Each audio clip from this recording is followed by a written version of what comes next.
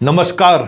मैं संतोष सिंह। एक महीने से अधिक समय का आंदोलन, शिक्षा मंत्री का इस्तीफा, प्रधानमंत्री का द्वारा छात्रों का भरोसा कि पेपर लीक को लेकर मैं काफी गंभीर हूं।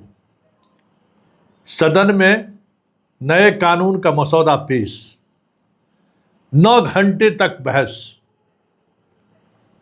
और उस बहस के बाद सर्वसम्मति से जिस पेपर लीक मसौदे पर मोहर लगी है, आप कह सकते हैं कि वो मसौदा कहीं दूर दूर तक पेपर लीक रोकने को लेकर ईमानदार प्रयास तो कहा ही नहीं जा सकता भाई, किसी भी स्थिति में। क्योंकि 2024 में बहुत ही सख्त कानून बनाया गया था, लेकिन उस कानून के बनने के बाद पूरे देश में 30 से अधिक पेपर लीक की घटना घट चुकी है। केंद्र की 8 बड़ी परीक्षाएं जो भारत सरकार आयोजित करती है, उसमें प्रश्न पत्र लीक हो चुका है। तो और ये साबित हो चुका है कि कड़े कानून से, फास्ट ट्रैक के माध्यम से जल्द सुनवाई के बावजूद भी जिस मामले में इस तरीके का कानून बना है, उस कानून के बनने के बाद, सजा होने के बाद भी उसमें कोई कमी नहीं आई है। सरकार ने आखिर किया क्या, ये जानना जरूरी है, जिसके लिए इतना हंगामा हुआ, शिक्षा मंत्री को जाना पड़ा।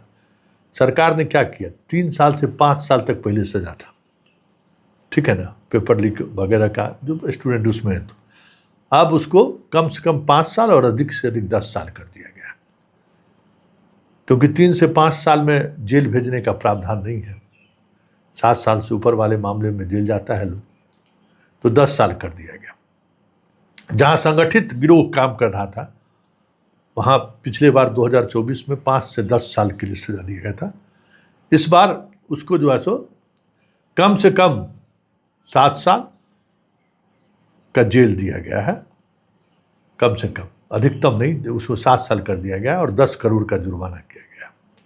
पहले 1 करोड़ का जुर्माना था। जांच की सीमा तय नहीं था, अब जांच की समय सीमा 2 महीने तय कर दिया गया, जिसका कोई मतलब नहीं है। अनुसंधानक जो है सो तय सीमा के बावजूद भी कोर्ट से अनुमति लेकर आगे काम करते रहते। चार्जशीट दाखिल होने के बाद, पहले समय अवधि नहीं थी, अब है कि चार्जशीट दाखिल होने के 3 महीने के भीतर आपको ट्रायल शुरू कर देना है, ठीक है ना। रोजाना इस पर सुनवाई हो। फास्ट ट्रैक कोर्ट का गठन पहले नहीं था, अब फास्ट ट्रैक कोर्ट का गठन का प्रावधान हुआ है। बिहार में भी 3 गो फास्ट ट्रैक कोर्ट बना है, पटना में बना है, लखीसराय में बना है और पूर्णिया में बना है, क्योंकि तीनों जगह हाल के दिनों में मामले सामने आए। STF गठन का भी स्पेशल टास्क फोर्स गठन करने का प्रावधान नहीं था, हालांकि कई राज्यों ने इसके लिए अलग से प्रावधान पहले से कर, जैसे यहाँ इकोनॉमिक ऑफेंस, इस तरीके के मामले की जांच करता है, तो यहाँ तो पहले बिहार में था ही। अब जरूरत पड़ने पर केंद्र की सरकार STF का गठन कर सकती है। अपराधों की सूची में 15 तरह के अपराध स्पष्ट किए गए, जैसे पेपर लीक, मार्कशीट में से छेड़छाड़, फर्जी वेबसाइट, फर्जी एडमिट कार्ड आदि अपराधों की सूची में रखा गया है, क्राइम की सूची। पहले ये कोई सूची नहीं था।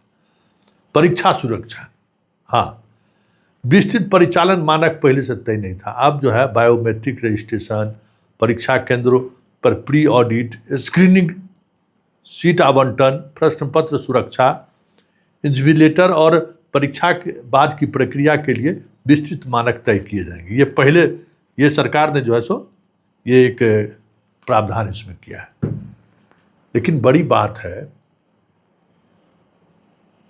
कि देश की कई ऐसी संस्थान अभी भी हैं जो परीक्षाएं लेती हैं, लेकिन कभी उनके परीक्षा को लेकर सवाल खड़े नहीं हुए, चाहे JEE का हो, चाहे UPSC का हो, अभी तक सवाल खड़े नहीं हुए। कई और केंद्रीय एजेंसी हैं परीक्षा लेती है, सवाल खड़े नहीं हुए। सवाल यह है कि नीट परीक्षा को लेकर जो दबाव है, जिस तरीके का दबाव पूरे इंस्टीट्यूशन पे है,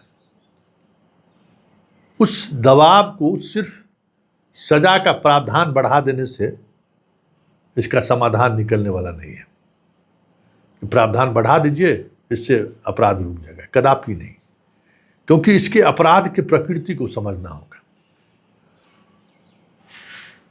डॉक्टर का बेटा डॉक्टर बनना चाहता है, बाप उसको डॉक्टर बनाना चाहता है, किसी भी हद तक, जैसे भी हो, करोड़ों करोड़ रुपया खर्च करके डॉक्टर बनाना है। नेता, बड़े पैसे वाले, मतलब इसमें जो इंडिया के बड़े धनी परिवार के लोग हैं, वो अपने बाल बच्चे को सबसे ज़्यादा अगर कुछ वो बनाना चाहते हैं तो वो डॉक्टर बनाना चाहते हैं। इंजीनियर या फिर IAS IPS में वो रुझान नहीं है जितना रुझान डॉक्टर को लेकर है।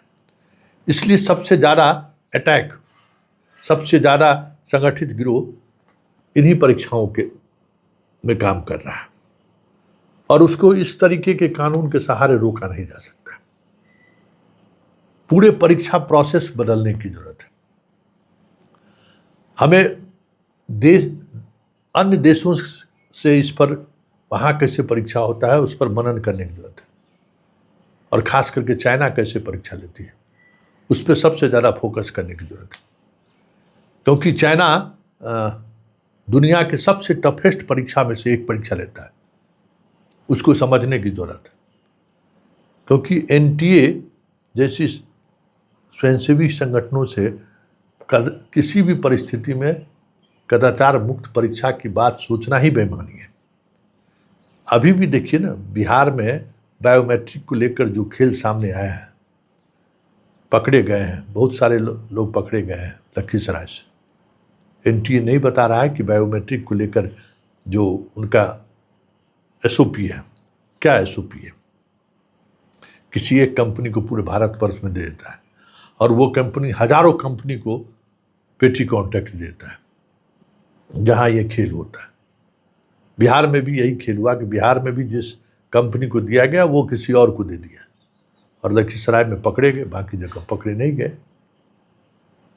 तो इस तरीके के परीक्षा में जिस तरीके की सावधानी बरतने की जरूरत है, वो कानून के कठिन बना देने से संभव नहीं है। पूरी व्यवस्थागत बदलाव की जरूरत है। एक जिम्मेवार संस्था के गठन की जरूरत है जो इस तरीके की परीक्षा कंडक्ट करे, और सरकार खुद इस तरीके के ऑर्गेनाइजेशन को गठित करे, जैसे UPSC है, जैसे BPSC है, पूरी तौर पर स्वतंत्र, और परीक्षा में सभी तरह के एजेंसियों का इन्वॉल्वमेंट हो, ये तय होनी चाहिए। जिस दिन परीक्षा हो सारी एजेंसियां एक साथ काम करें, क्योंकि अभी भी परीक्षा को लेकर न स्टेट गवर्नमेंट न भारत सरकार संवेदनशील है, रूटीन काम मानती है इसको। इसलिए जब तक व्यवस्थागत बदलाव नहीं होगा तब तक इस तरीके के कानून से हमें नहीं लगता है कि कोई बड़ा बदलाव की उम्मीद की जा सकती है। कह सकते हैं कि यह सिर्फ आयवास है। मोदी जी छात्रों के साथ न्याय नहीं कर पाए, मौका मिला था वो छात्र के साथ न्याय करते, लेकिन इस तरीके के कानून से रोका नहीं जा सकता है पेपर लीक, कदापि नहीं।